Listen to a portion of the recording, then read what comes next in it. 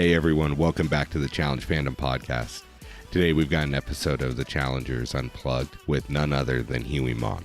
Now, in my personal opinion, Hughie was one of the most entertaining and likable rookies this season, and I'm really hoping to see him back on future episodes. Today we're going to get into everything about what he thought about the Challenge House, the different competitors, the veterans he liked, didn't like, and a lot more. I don't want to waste too much more of your time, but when you get a chance, make sure you check out Hughie on Twitter and Instagram. He is a great follow. Once again, thank you guys for tuning in, and here we go. None other than Hughie motherfucking Maughan.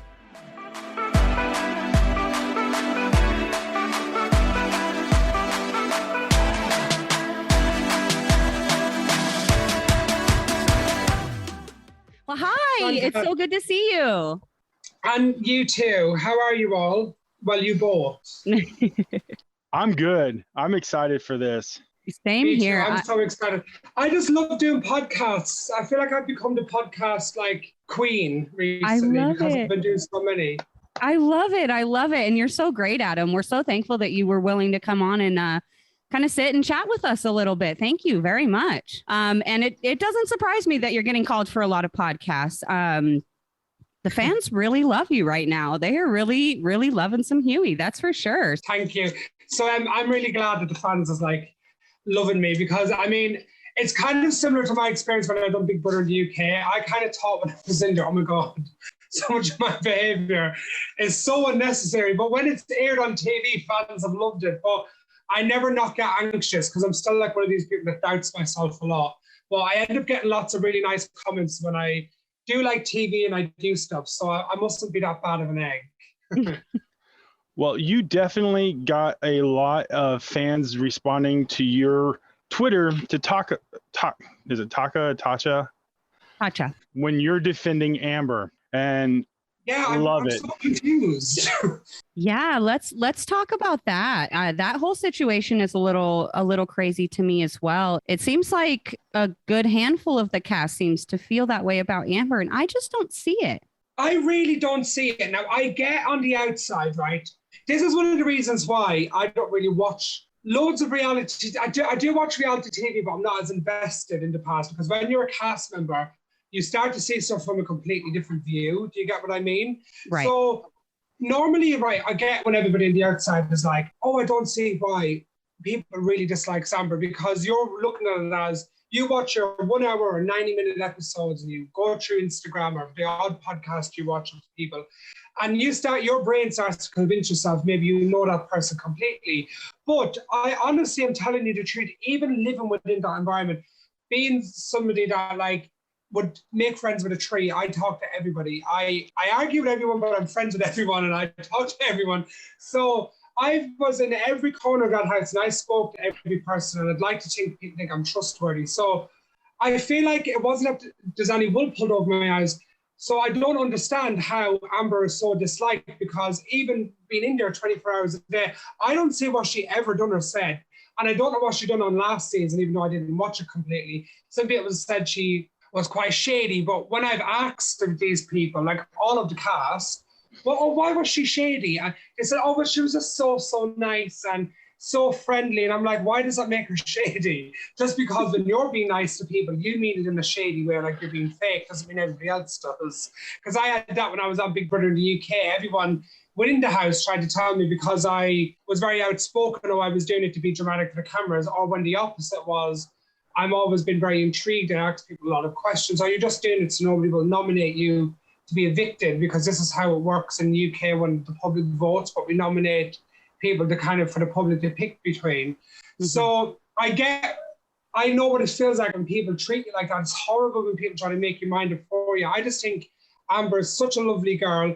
And of everyone in the cast, she's had the most contact with me in the real world. And she rang me on my birthday. She was actually with Jeremiah from the challenge. They FaceTimed me on my birthday. She texts me all the time. She just messaged me last night. She is literally the most beautiful person and the most gorgeous girl you've ever seen. I think so. I think a lot of girls are jealous of her. Yes. I'm really jealous of her. I think that she was incredible to win in her first season. I heard she's only one of a handful of people that's ever done that. Yep. She was one of only 2 girls in this season that has ever won the challenge. CT has won. And who else? Was that just the 3 people? And how many seasons has CT done? And how many has Ashley done? Whereas Amber only done 1. Right, so, right. Right. Amber is incredible. And everyone constantly slags her off and says, oh, she only won because of CT. I've asked like huge challenge fans and genuine people within the show if that is true or not. I've asked production that, and they all said no, that Amber was by far the best girl in the last season's final, and she outrun CT in the final. On the actual day. So that's bullshit as well. She's such a wonderful girl. And when it comes to the reunion, if that goes ahead, and I hear people ganging up, I'm going to go mental because I hate that fakeness. Because I don't like that. If you're doing it for TV and you're doing it for clout, you could ring me before and say, you know what, Hughie, I didn't get a lot of airtime. I'm going to be really dramatic because I want to go back on a new season. I'd say, fine, do what you want to do.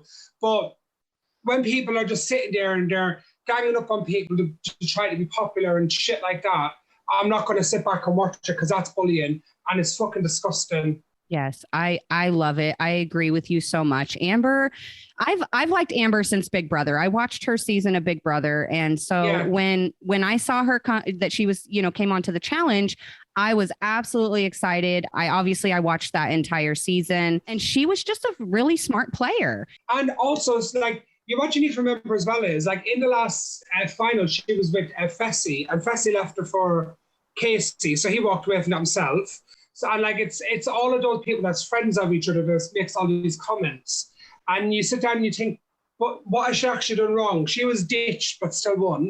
Do you know what I mean? Casey injured herself, Casey's incredible as well. Oh, but like, just because you come in and you meet the right people and you gain friendships. It's just like me being paired up with Ashley at the beginning. I wasn't to know there was going to be this system of all the vets were sticking together and they're going to get everybody to vote in rookies and whatever. So it was completely unfortunate whoever ended up in a rookie pair at the beginning, like Corey and Michelle. And that's what I said in Deliberation, if you remember, like, it's not anyone's fault who ended up with who.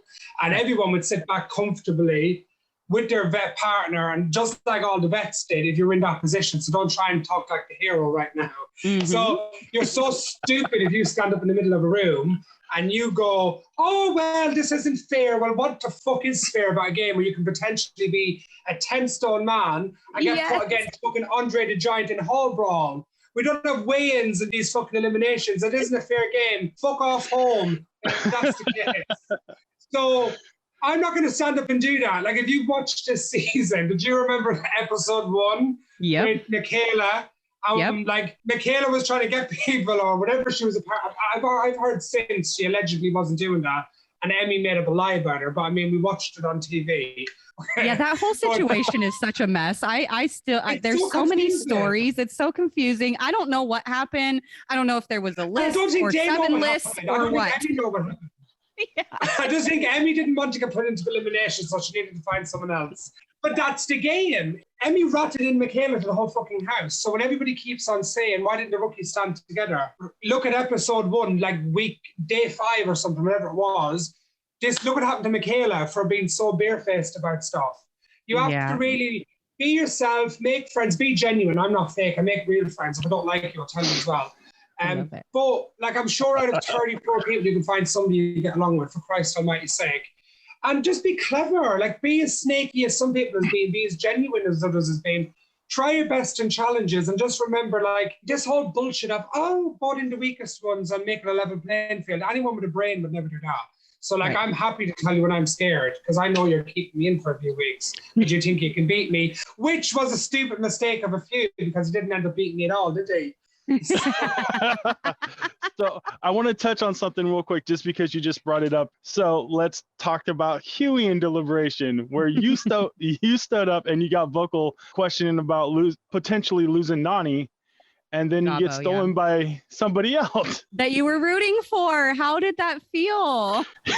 It was horrific. Because you know, when like, obviously they edited all down, so when Gabo lost, they had to do, I think they do safety checks or whatever after each thing, but obviously they don't show that on TV.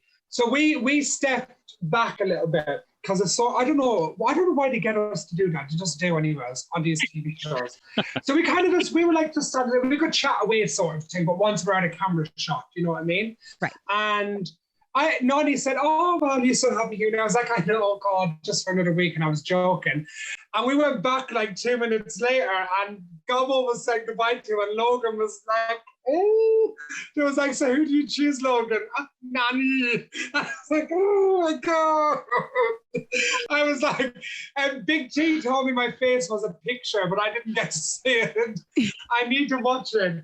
But I can't believe that Berna said to me one night, it was really late, everyone was in bed. It was probably like 2 nights later. She said to me, she was like, "Hughie, you all of that arguing and you still lost Nani." She's like, "You really need to calm down." And I was like, I know, Berna. I was so embarrassed. I was like a broken man. That deliberation, and you know what? It is funny to watch, but in the moment, you're filled with anxiety, adrenaline, a lot of fear, a lot of fight, a lot of anger, a lot of tiredness. You're drained. Like, we're on to episode 7 now. Like, it's almost 1 week per episode or so. So, right. Like, you're there for a lot of weeks. You've got a quarantine because of COVID. Like, you're trapped off from the outside world. Your adult abilities and responsibilities is taken away from you. And, you know, when you go on these shows, it's so bizarre because now I can compare it to the world with lockdown. So when people ask what's it like to be on Love Island, what's it like to be on Big Brother, The Challenge, or I don't know, maybe X on the Beach, these kinds of shows, I always say to them, now because there's been such a thing as lockdown, you might understand a little. So like, imagine you're an adult in the world and you make your own decisions, but now all of that is kind of taken away from you and you can't do the normal things you normally do. And you're still maybe working or getting on with your life or whatever else. It's a bit like that. Like, you're just kind of within a house or an environment and you're trapped off from the world. So when it's that case, your mind really goes to, I think the reason for it is maybe the psychology as well. Is like, you get anxious quicker. I don't know, somebody like me, I'm really receptive to my environment and I really wear my emotions like on my sleeve. So I think like that's probably why I act so crazy sometimes, is because like you're just in a really weird environment, I suppose, and you're really anxious all the time. And I don't know, everything seems really dramatic when it's passionate, not crazy. Yeah, it's passionate. It's passion. And, you know, in order to be somebody in that house and on that show, you know, you kind of have to be a doer person, you know, and so to be stuck, like you said, in a house like that, where all of your normal day-to-day activities and responsibilities are taken away, that alone is debilitating, you know, and then add in the fact that you're living with 29 to 30 strangers that you don't really know, in a foreign place and playing a game for $1 million. Like that's a lot of pressure. It's a lot of, everything. And, you know, so honestly, like, I commend you, because I probably would not be able to hold myself together even like you do. And I love your crazy, Hughie. I love your crazy so much. I'll always be that crazy, Hughie. I am kind of, as I get older, I'm probably changing slightly, but I'll always be very passionate. That's the right word. I wouldn't consider myself to be aggressive, but I can see if somebody ever called me that in a certain situation. I never hit somebody or say something racist or anything like that ever. I just am really passionate because I've got a good heart and I like to be honest. So if I feel like I've been lied to, this is what makes me kind of go, a certain way. What you need to take into account as well, not all of these people's first language is English. We all come from different parts of the world that are very, very different culturally. So, and what is also accepted on TV maybe in Europe is very different to America. It's very different in Ireland. Like, I know Gabo coming from like the Polish version, he's Hungarian, but he's on the Polish Jersey Shore, the Warsaw Shore. And it's almost anything goes. And culturally in his environment, and Bettina said it about Sweden, like when it comes to sex and those conversations and stuff that we would consider to be very inappropriate, like contact with other people, what's that word? Without their permission almost to ask particular questions, culturally is very different in their countries. So to use that as an example, like it's all of that gets on top of you. And there's people that are both Spanish speakers or German speakers, and they always just speak that to one another, and it makes you go crazy Like, Right. I was around that. And you get paranoid. You think, they're talking about me. They're talking You know what I about mean? me. Exactly. That's what I would Yeah. think. I'd be like, oh my God, they're all It's a talking bit about me. hard. But it's incredible. It's the most incredible thing ever, but it's so weird. But I push myself to do these things. So having done both Big Brother UK and now the challenge, which house environment do you prefer? Oh, the house environment? Yeah. Do you mean the house? Yeah, no, just the environment in the house. Probably Big Brother, because I probably felt a little bit more comfortable, right? But a bit more safe. And also, I know the Big Brother show in and out because I was such a fan. Obviously, it's very different living it. The house itself, I much prefer the challenge house. It was a very gorgeous house. They're big. But They're so also, pretty. oh, it was amazing. And also, they said like this is probably one of the top 2 best houses I've ever had. It was incredible. The thing with the challenges is like, it's not just going out doing the challenges. I did get excited about that part when I've gone to do it. Also very nervous. It's also the people you're living with. Some of them are very serious. They act like they're in the Olympics. They take it all so serious. They're also intimidating. They're all like in the gym and they're doing all their weights and they've all got all these like these past issues with each other. And I'm just trying to get drunk and have fun and check all the guys out. I'm like, where is all the gays? I just walk in, I'm like, where's all the gays? And nobody raises their hand apart from one person, who's Corey Lay. And I end up arguing with him several times. Yeah. So that was no good. So the house environment, Big Brother, UK for sure. But I loved the challenge. The challenge was a crazier experience and a more glamorous and more scary and more interesting experience. But I don't know. And Big Brother was a little more fun and calm in the Big Brother house. I have happier memories from the challenge than Big Brother, but I just feel like because I was always such a huge fan and I always wanted to do reality TV and stuff. So maybe Big Brother at that moment in my life will always be really special. And I just came out to my family right before I went to do that. So maybe that'll always be a special time. I would love to do it again, an international one. I'd love to go on Australian Big Brother or something. I would love to do that. Yeah, well, and that, and that makes sense, especially because, like you said, you grew up a fan of Big Brother. It makes sense that situation would mean a little bit more to you. Yeah. I'm kind of opposite, where I grew up watching the challenge and then I got into Big Brother in later years. And so the challenge sits a little deeper with me. I love Big Brother and all of that, but the challenge sits. So I definitely understand you on that. Yeah, you love something, like how some guys love sports. And it's that connection.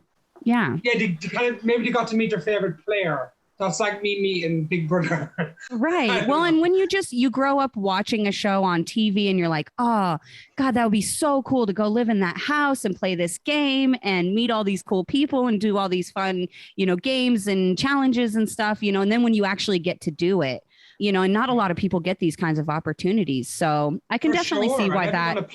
Yeah, actually, I'm glad that you brought it up. I was going to ask you about what your experience was like coming out right before you went on Big Brother and how maybe that affected your experience on Big Brother.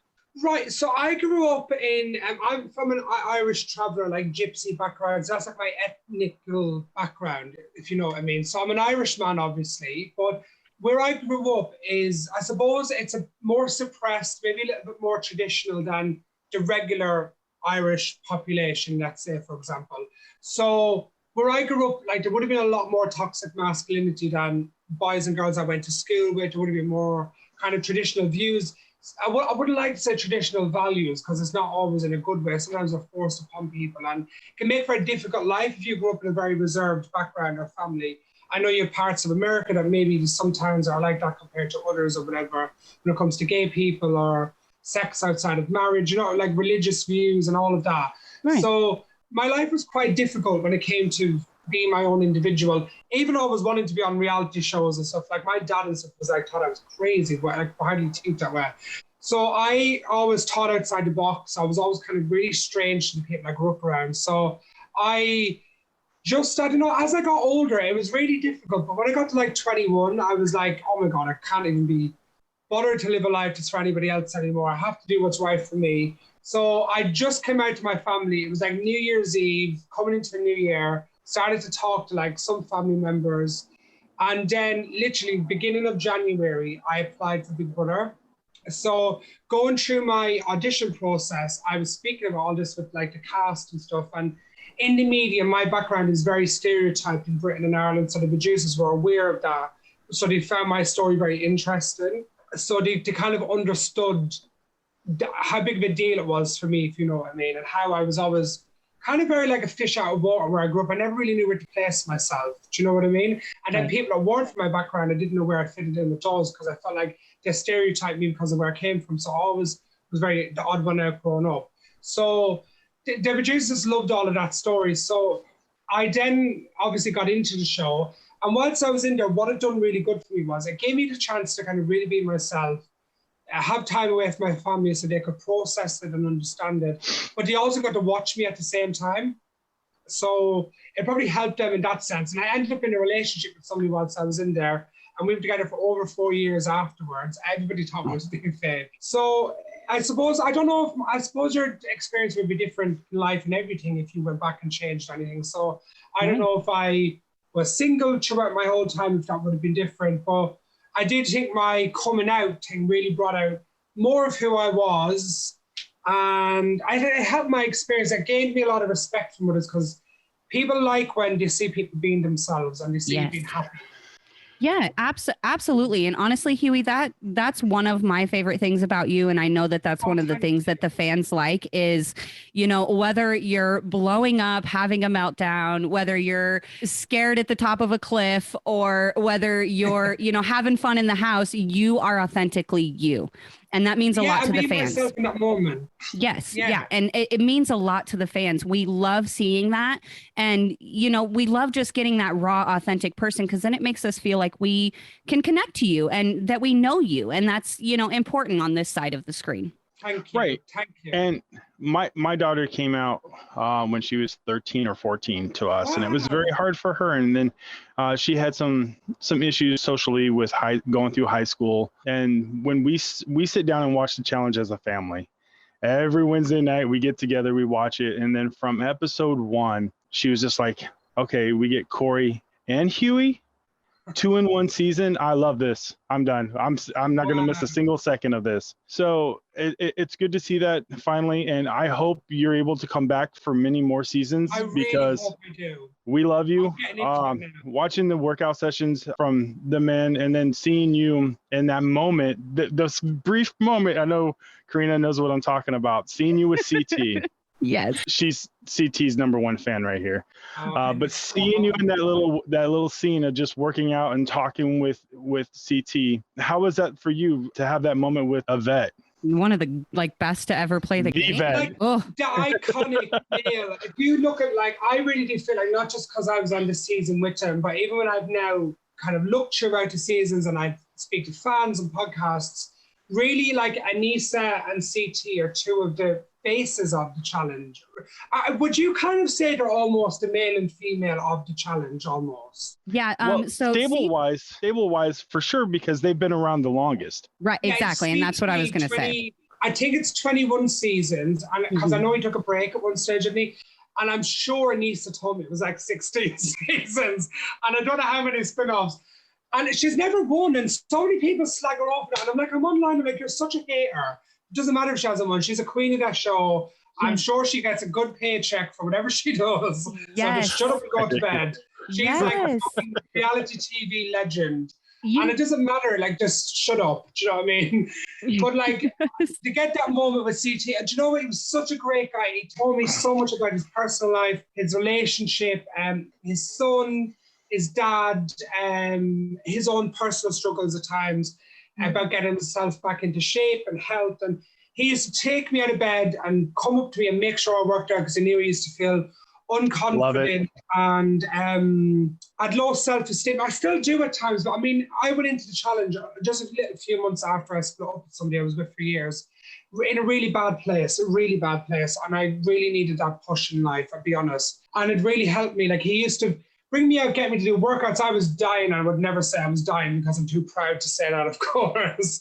But he was pushing me. And that day, he was asking me questions about my background, about how I used to do boxing. And I know there's all the funny moments and they show it all. But it's still such a lovely thing. And there's so many fans. And because I haven't watched much of the challenge, I wasn't aware of that. I'm standing beside the most iconic man there's ever been from this show. Do you know what I mean?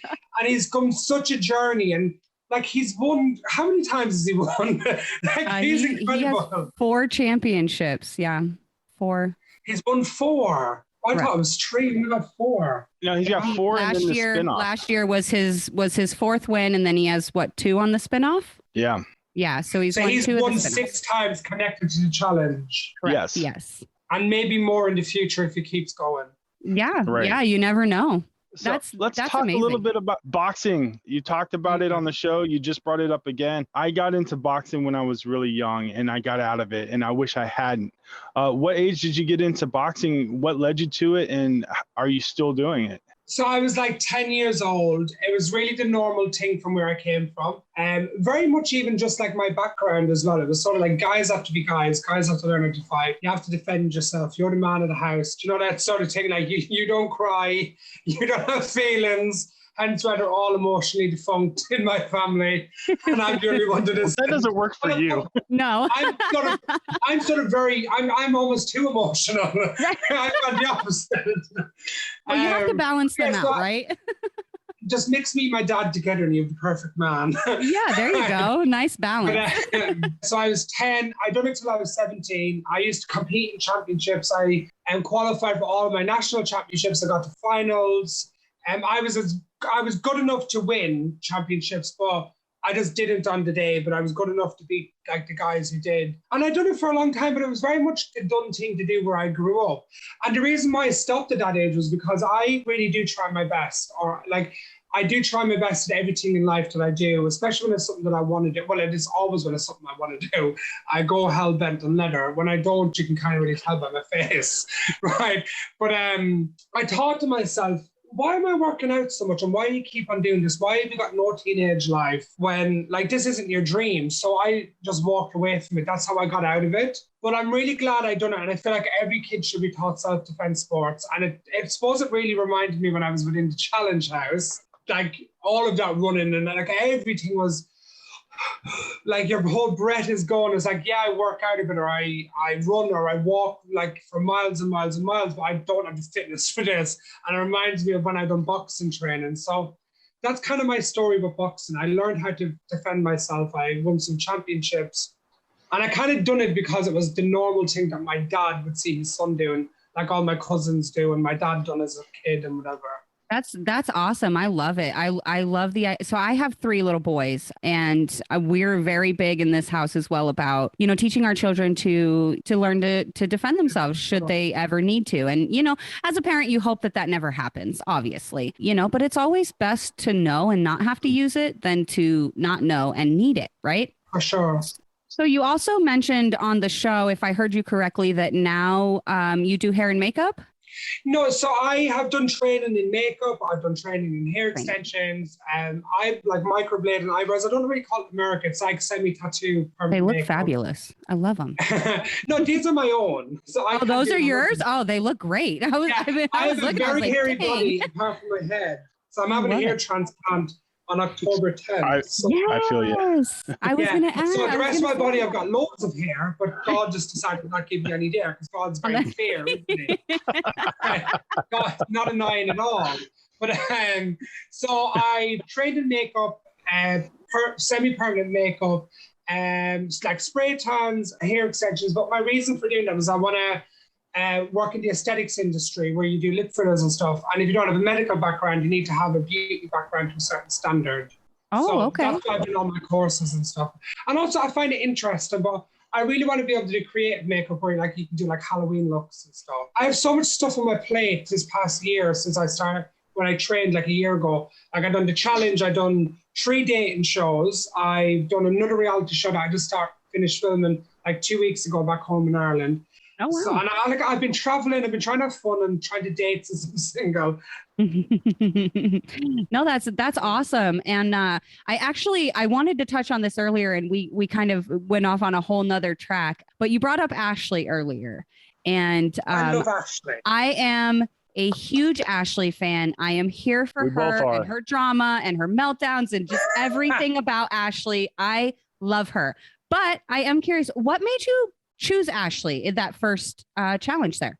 Right. So night one, well, they showed us in the first episode. I asked Kyle, And do you know what? It's really bizarre. I'm quite good at reality TV when it comes to games. So I know a social game really matters. So I said to Kyle, who's good where she's like, she doesn't have to be the best competitor. She has a great social game. She has good friends. She won't just get voted in first, because I was thinking if she's the best competitor, she'll get voted in first. If she's a lot of enemies, she will. Or no, I was asking like all these questions. So that's how it came down to Vanessa and Ashley. And they were right next to each other. And I was about to run to Vanessa, and she went, I'm 2 times champion, like this. And I said, okay. I was scared. I said, okay. And that was the worst thing she could have ever done, because she ended up with me, which I think made us a great partnership. It got a lot of airtime in the episode, so she can say thank you to being with somebody so crazy also. But I mean, we weren't winning dailies, but I mean, we weren't losing all the dailies, and we were like stars of the show for like those first 2-3 episodes together. Yes, you guys definitely were. It was, at this point, one of my favorite episodes was, or even just parts of the episodes, or episodes where you and Ashley are interacting.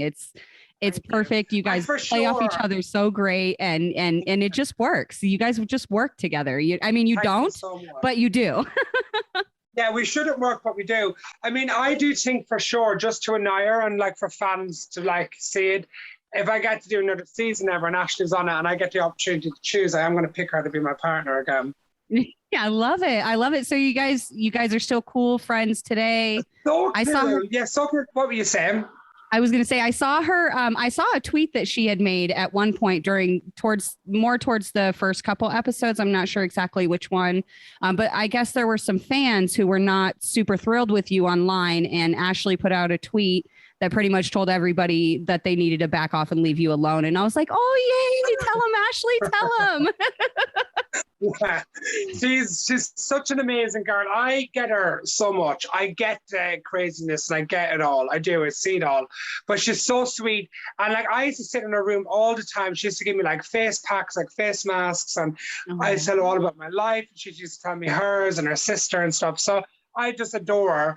And I think she's an amazing competitor and a huge part of the challenge. She's like that other like staple to the show, I feel like Kyle and like all of those people. So I adore her, and I would love to be partnered with her again in the future. And I think fans would love to watch that. And she kind of, you don't always hear from her, but nobody does, because she kind of just lives her own life and travels the world. Like, she's single, she hasn't got kids, she hasn't got dogs, so she likes to travel a lot. But she'll always have your back, and she's so fun. And like, we will randomly FaceTime each other, and she'll be drinking and I'll probably already be drunk, and we'll just talk shite for hours.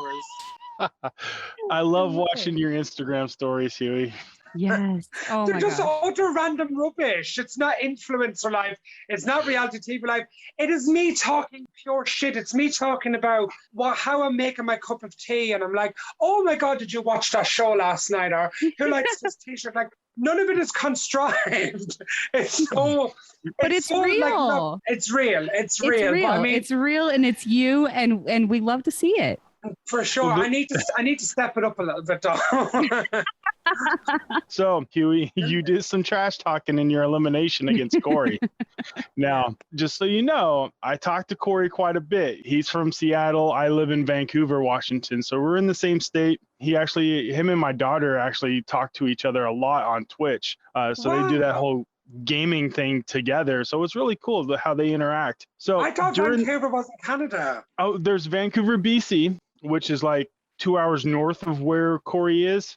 And then I'm in Vancouver, Washington, which is 2.5 hours south of Seattle. Oh, wow. Okay, then. So Vancouver, BC is in Canada. Canada, yeah. Wow, you're so smart. So everybody, well, thank you. Everybody's like, oh, you're from Vancouver. Well, what's it like in Canada? I'm like, no, the other one, sorry. Sorry to disappoint you. All right. So Corey and your daughter is friends now. Right. So yes. You speak for a lot. Let's get to the punchline. Hughie, what do you think of Corey? We'll get there.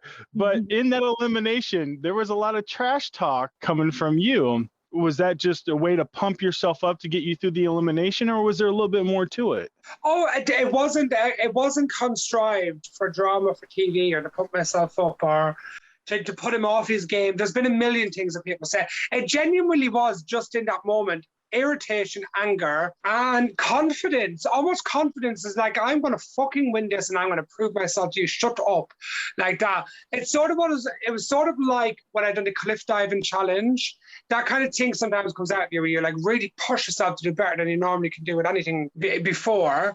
So it was sort of like that. And when I was doing the elimination, something just came out of me and I was like, fuck you. And I was like, you ain't going to beat me. I'm sick of you fucking and everybody put me down or making me feel like I'm not strong enough or whatever else. That's what it was. But like, it was like we said earlier, you're in this environment and you feel really dramatic and everything feels over the top and you're cut off from the real world. And it's all very anxious and it's nighttime and it's raining outside and the whole setting just makes you feel crazy.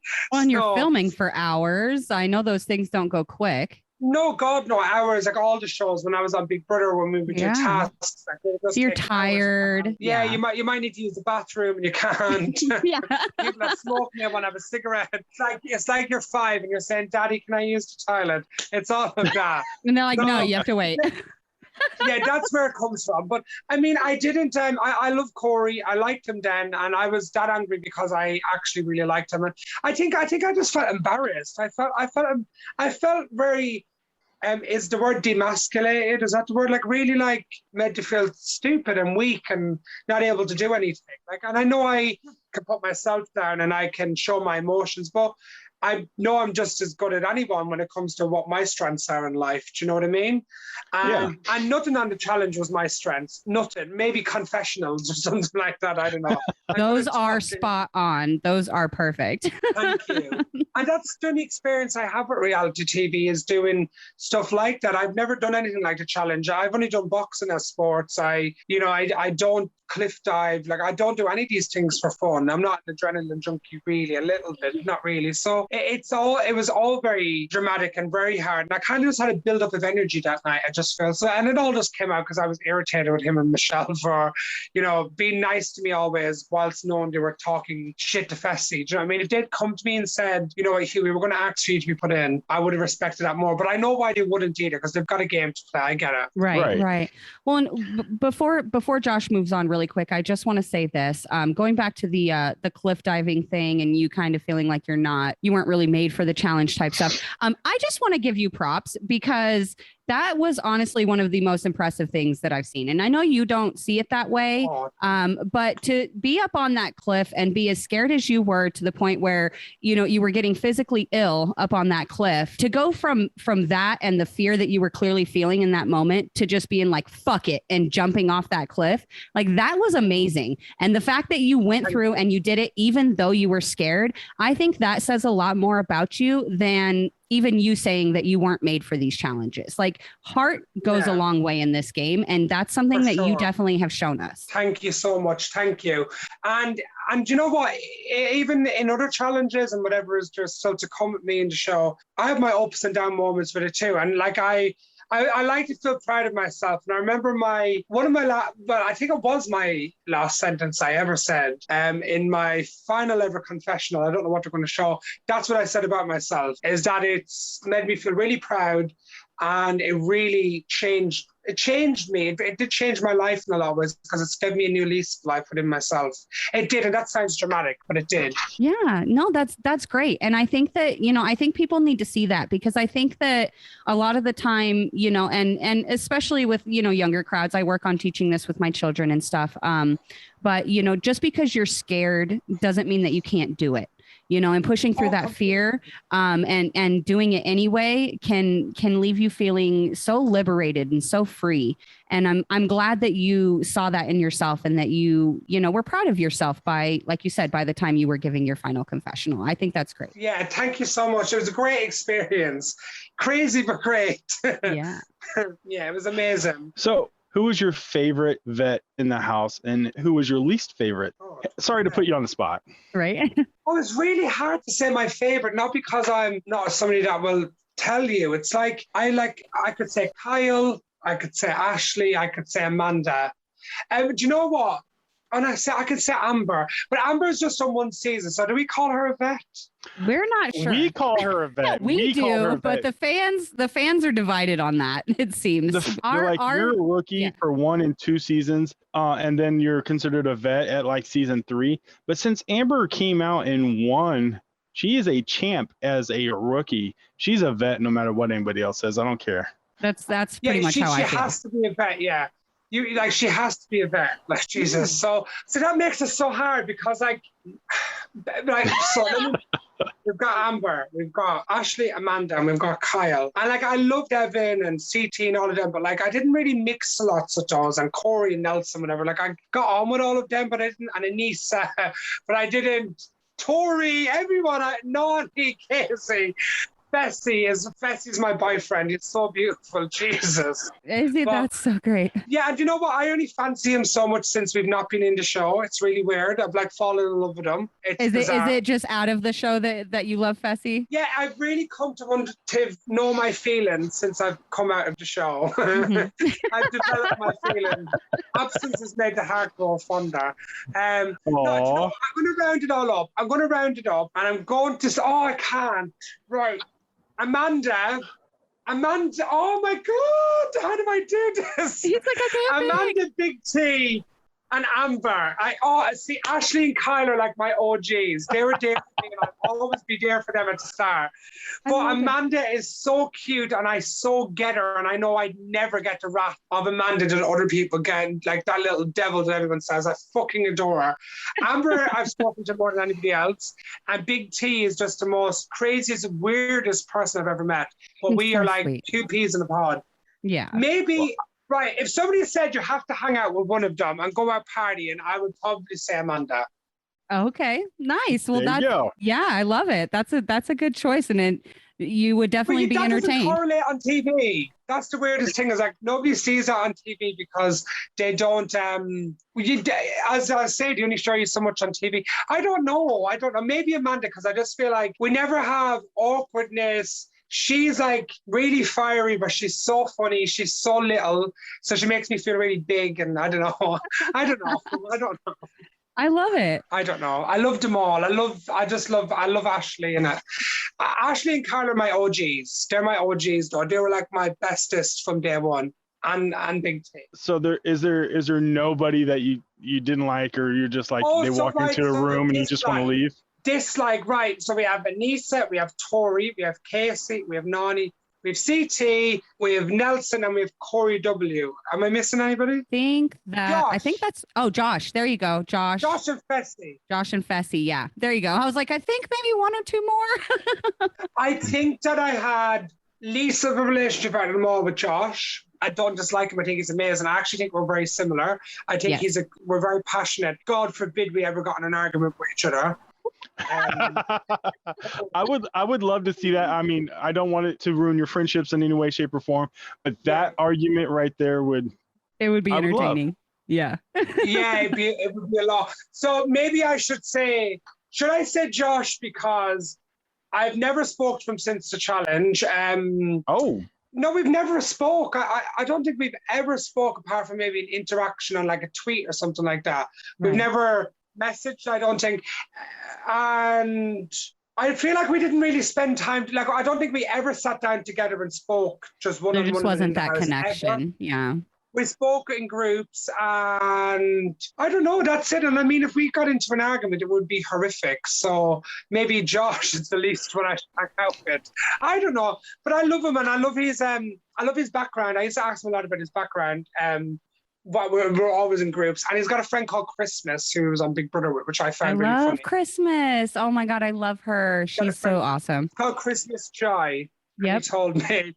And oh my God, and he said she'd be amazing on the challenge. So let's start. She would be. I'm still waiting for the day that MTV calls her, because she would absolutely kill it on the challenge. She's got a great social game. She's a high level competitor.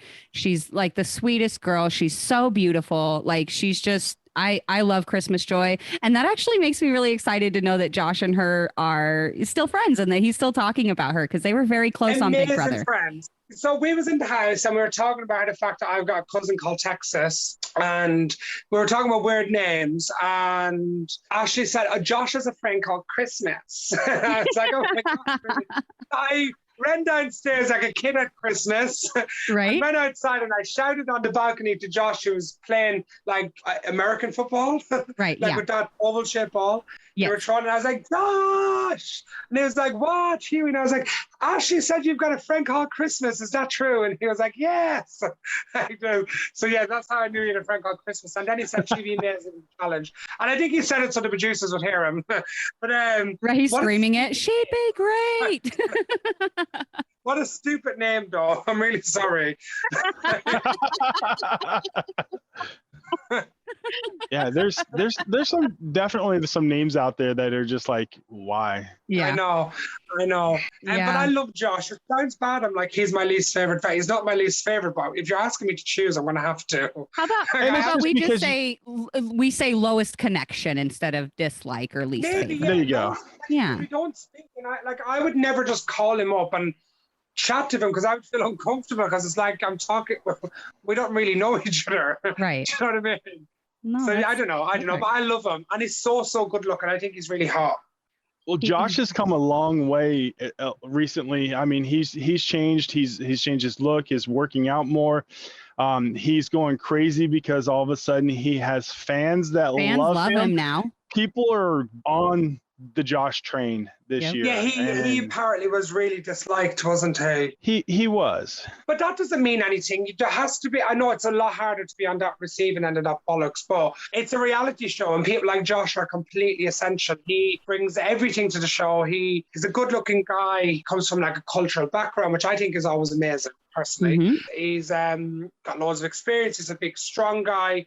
He's controversial. He has a million sides to him. So Josh is like inaugural or like his proper part of the challenge family, right. And I love him. But I can see why people who are really sensitive would dislike him. But he looks really good now. He does. He looks great. And one of the biggest excuses we see from fans on why they don't like Josh is his emotions, which never really makes a lot of sense to me because there are quite a few emotional players on the challenge who don't get the kind of hate that Josh gets. I think a lot of the fans quote unquote hate for Josh just literally stems from the fact that he's from Big Brother. And for some reason here in the US, the fans believe that it's either Big Brother or the challenge. Like you can't be a fan of both, apparently. I don't know. But am I okay with that being from Big Brother UK? Yeah, you see, you're good because it's from you're from Big Brother UK. But there's like this weird battle between Big Brother US and the challenge on, which is the better show kind of thing, whatever. And so the fans get really weird about that, and I think that that's a big reason why the whole, Devin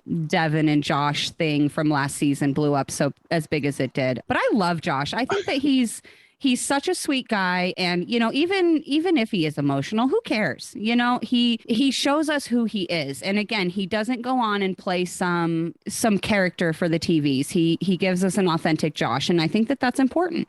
Yeah, I've asked people what's he like in the real world. They said he is calmer, but they don't think that's because he's being fake. They think it's because he's outside of that environment. So he is being him. He's just being him you're being your real self in an unreal world. That's how you explain it. Right. Well, and so this is a little bit off topic because it's from a different show and actually from your best friend, Amanda, on her season of Are You the One? That I actually was just watching this the other day. And she had said something that actually goes perfect with this is that when you go into these houses, these reality TV houses, it has a way of bringing out the worst aspects of people and then amplifying them. So someone who may be emotional like Josh, he's going to go into a house like that and everything's going to be amplified. And so he's going to come off worse, I guess, for lack of a better word, than he really is, as far as being able to control his emotions. And I think that fans need you credit that. Yeah. For sure. I mean, that's the reason why, it's a double-edged sword because if everybody knew all of that or got all of that, maybe nobody would be watching reality TV because they might see it really differently. If everybody knew what you read in every magazine is really true, nobody would be buying them. Therefore, we wouldn't have this industry for us to even talk about this or star in these shows. So it's a double-edged sword. It's like people want to believe, you know, just the hour they watch is the whole show. But you need to remember, like, they have days of footage gets put into that, and you're only seeing different sides to people in different situations, and already you're in a constructed environment that's not your real reality. It's a reality TV show, but it's not the full reality. Like, you're not just seeing this person when you sit down and maybe make a cup of tea. Do you know what I mean? Where they're not. We've got all sides to our characters, but I get it, because I don't want to watch people making cups of tea. I want to watch Josh when he throws a cup of tea in Fessy's face and says, I'm not your friend no more. You know what I mean? I want to see that. I want to see Corey W's ass when he's fucking, what's she called, that girl he had sex with years ago on the show. I still have to Google that ass, by the way, because I've been told about that. Oh, with him and Kaylee on the beach. Did Corey W have sex with Kaylee Morris? Kayla. Sorry. Kayla. Yeah. Yeah, and I can't remember. He was with a few girls apparently, but I mean, yes. I want to see that. I want to see Hughie when he argues in deliberation for no reason. You want to see all of that. I get it. I want to see when Fessy breaks Kyle's finger or whoever it was. Like, that's what you want to see. So right. I get it. You know, I get it. But like, there is humans behind us. Like, when people watch this, try to remember that also. And it's not always that serious. Do you know what I mean? It's a reality show, and they're only showing you certain parts, and people are going crazy sometimes for silly reasons, but it's everything to you when you're in that house, and that's all that you're thinking about and all you're talking about. That becomes your everything. Do you know what I mean? That's perfectly said. And I'm honestly really glad that you said that, because I'm not sure if you know, but we also, aside from this, we run some Facebook fan groups. And, you know, this is something that we find ourselves trying to explain to members in our groups all the time, is that, you know, guys, remember that, you know, this is a 90-minute episode that's edited however these producers want it to be, you know. So if all you're seeing is Josh crying all the time, that doesn't necessarily mean that Josh cries all the time. It means that producers decided to show you all the times he cried. And that could have been, you know, 4 times over a 3-week period. You don't know, you know. And so I agree with you. I wish fans would just, you know, step back and realize that these are real people. You guys have real lives, real emotions, and you know what we see on the screen isn't everything. And so I really appreciate you coming on and saying that. For sure. Thank you. And it's great to have a space to do it. I think this is why podcasts is becoming such a huge industry now, is because it really is free reign. And you don't have all of these things like Viacom and whatever else where everyone's going to be complaining. So you kind of can have a more open dialogue of conversation where you can't really on TV because they have regulations or whatever to follow. Right. Do you get what I mean? And you can't on social media really either. So podcasts are just fantastic. So this is why I'm so glad to do everyone's podcasts and like helping people as much as they're helping me, and great for the topic and conversation. And I just love to watch a podcast or a Facebook Live or something, especially when it's with somebody that will talk and say everything. I mean, I've done so many podcasts recently. I'm waiting on MTV to ring me and say, Hughie, you really should not be saying so much about behind the scenes. Because I'm always telling people, I'm like, yeah, you know, like that elimination, right? So that went on for 45 minutes and this person said this, and that's why I said that. Like, people still doesn't know why I argued with Gabo, because it wasn't shown on TV properly. So, like, people think it was unnecessary. It wasn't. Gabo lied to me, but he didn't show this in the episode.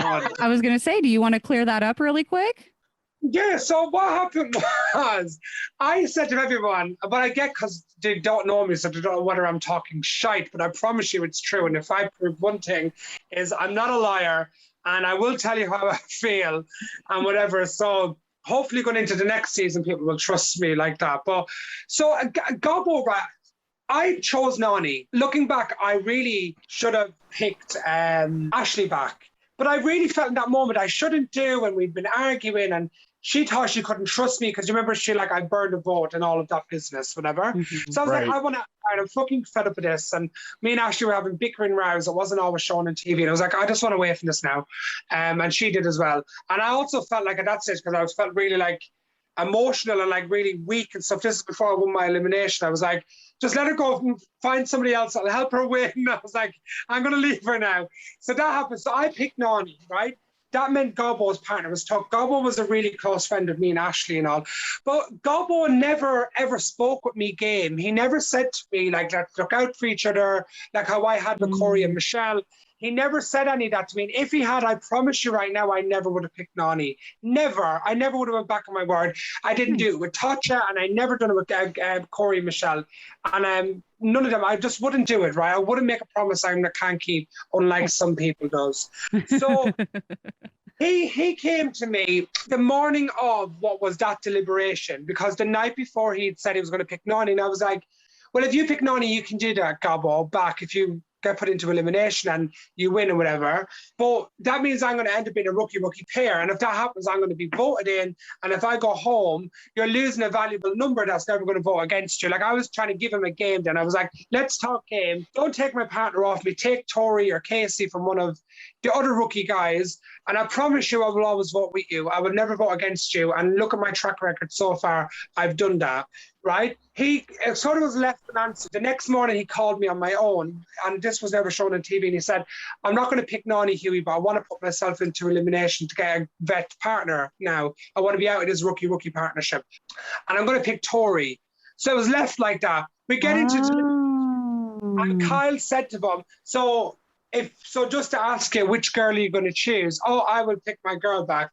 And that's why I said, so you're going to choose Nani back. And that's where that argument came from. So okay. People doesn't see that. You think I just shouted for no reason. But I mean, I didn't get negativity. I just got people find it funny. But right. It makes me look stupid and unnecessary. I don't know. But I did have a reason. But at the same time, he's got a right to change his mind if he wants to. But sometimes because of my heart and being very honest, which doesn't always do me good in life, I expect others to be the same way. And they're not going to be. Yeah, no, and that totally makes sense. First of all, I'm glad that you explained that, because I wasn't upset about the interaction or anything like that. I was kind of, like you said, along with the other fans, where it was just, it was entertaining and it was exciting, but at the same time, it's still nice to know, those little things about why those things happen, because it did just seem so abrupt and out of nowhere that I was like, whoa, like, where's all this fire coming from with Hughie? Why is he so upset? Yeah. But now, seeing that you guys had a previous conversation about this and, lines were crossed, then it's like, I can't really blame you. So, and I can't believe you didn't show any of that on TV, because it was a really quiet episode anyway. I don't know. Look, it was. Who cares? It doesn't make me look bad. It just makes me look a bit silly. So who cares? At least now you got validation for it and you were able to tell us. Mm-hmm. And now a lot of people are going to hear that, because we reach out to, what is it, about 20,000 just in the groups? 15 to 20,000 just between the groups. Yeah. Between the 6 groups. Really yeah. Yeah. So we'll definitely be getting the word out there for you on that one. Thank you. So one last thing really quick. Is there anything that you're working on outside of the challenge? Obviously, we know you're working on finishing up your schooling for the hair and makeup so that you can do your esthetician stuff. But is there anything else that you're working on outside of the show? Do you do cameo, anything like that you'd like to kind of let the fans know about? Yeah, so I do cameo. I do them all the time, and I find them really, really fun, but I get really nervous doing them, because I'm always like, oh, I hope I said the right things, but I always get great reviews back. Yeah. And I always talk utter rubbish. I had to do one for a lady earlier today. Like, I just was doing some of them, and one of them was like, can you say hello to my fiance? And she's got a 5-year-old kid and whatever. And I was like, oh, your daughter's 5. And I was like, oh, well, my nephew's 5. And it was his birthday yesterday. But actually, no, I'm sorry. It was his birthday on Wednesday. I was doing all of this in the middle of my cameo. So I love it.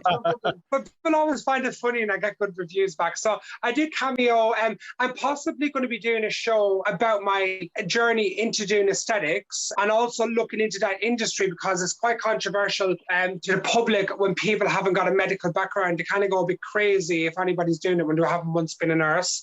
So people are very naive to how much training you have to do when you don't have a nursing background. So that's possibly going to be happening.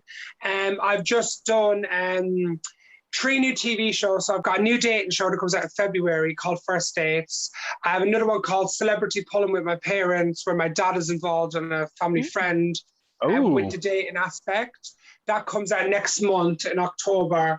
And then I've just done a show called Living with Lucy, which is a very well-known show in Ireland, where there's this TV presenter goes to live with well-known faces. She's done it with Jermaine Jackson. She's done it with so many people. And she came and lived with me for a weekend to kind of spend a weekend in my life. So that comes out next month. Whoa, that's so cool. I do memo online. Yeah, so I'm doing my aesthetics training, and I have a business with my brother-in-law. And I want to go traveling, and I want to meet a boyfriend. I want a really lovely boyfriend that I can cuddle at night and then go dance with my friends at the club later on. Aw. Oh, that's awesome, though. I love I want it. an open-minded, nice boyfriend, and I want to go traveling, and I want to go to Thailand, and I want to get a dog, a sausage dog, and I want to call it chorizo because that's Spanish for sausage. Chorizo. Oh my God. I love it. You are a very, very busy person, Hugh. How do you do it all? Do you know what? I literally have such busy times and then I don't.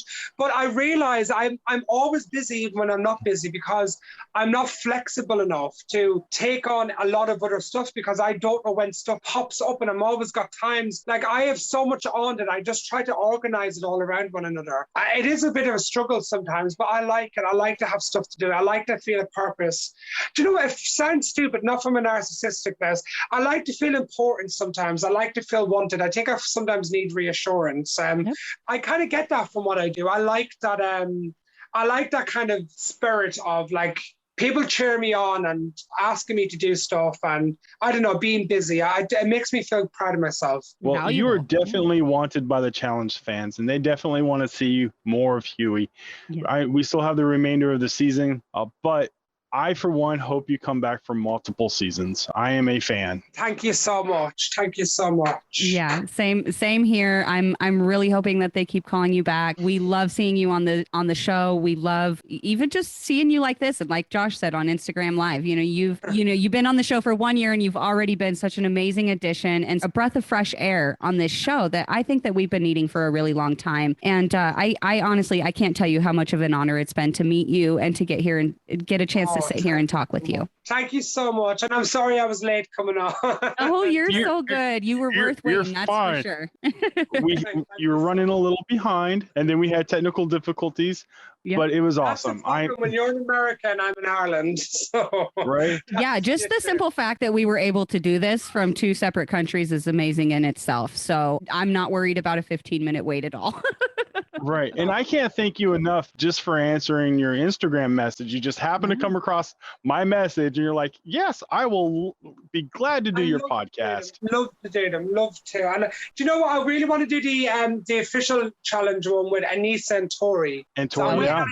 Message me now. And I heard Johnny Bananas does one. I want to do everybody's podcast. I tell you what, Hughie. So what I'll do is when we're done with this, I'm going to go to Twitter and I'm going to post that picture that I sent you. And I'm going to tag Tori and Anissa and tell them, hey, we got him first. You're a little late, but he wants to be with you all too. We got him I want to first. be with those two as well. My Philadelphia girls who encourages me to be a bad boy all the time. That's why I love Amanda. I said to Amanda, what should I go and do now that we've ended the challenge? Because as I said, I'd gone through a breakup not long before, and I kind of got over that in the challenge house. And she was like, Hugh, you need to just go be a whore. Just go be a slut. And I was like, yes. So I've gone away. And I've explored. Once I've gone away and been a whore, I went to my pizza, walked around in a G-string and started OnlyFans and kissed a lot of boys. So yes. now Tori needs to hear all my stories, and so does Anissa, because they encouraged me also. Yes, I love it. I love it. I love it. I love it. I would love to hear you on there. I'm a huge fan of Tori and Anissa's podcast as well. I think they bring such a great energy, and I think the three of you on a podcast together would be absolutely hilarious. So I'm definitely hoping that you get the call, and we're going to do what we can on our end to get them to call you as well, because that would just be magical. I want to be on everyone's podcast. Yes, yes. I want to marry the Prince of China and just be like the Kim K of Asia. That is a good goal to have. Right. Perfect. And you would do it so great. Or I could be like the First Lady of Kim Jong-un. There's another option. Oh.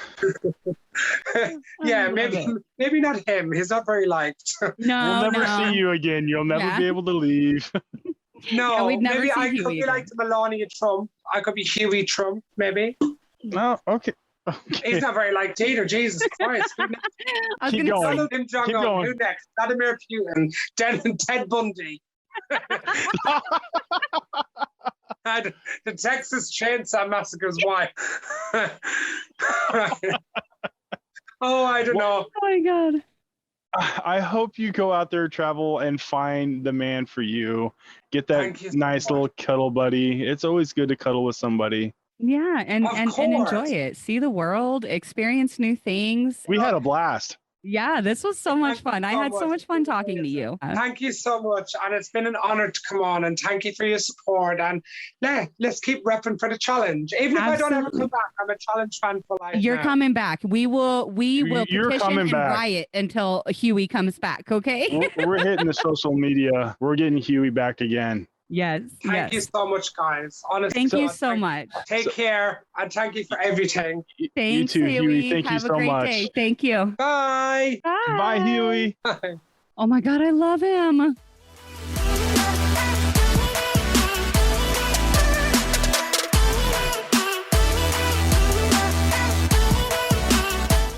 All right, guys, thank you so much for tuning in to this week's episode of the Challenge Fandom Podcast, Challengers Unplugged with Hughie Maughan. It was such a pleasure speaking with him and getting to know him on a more personal level.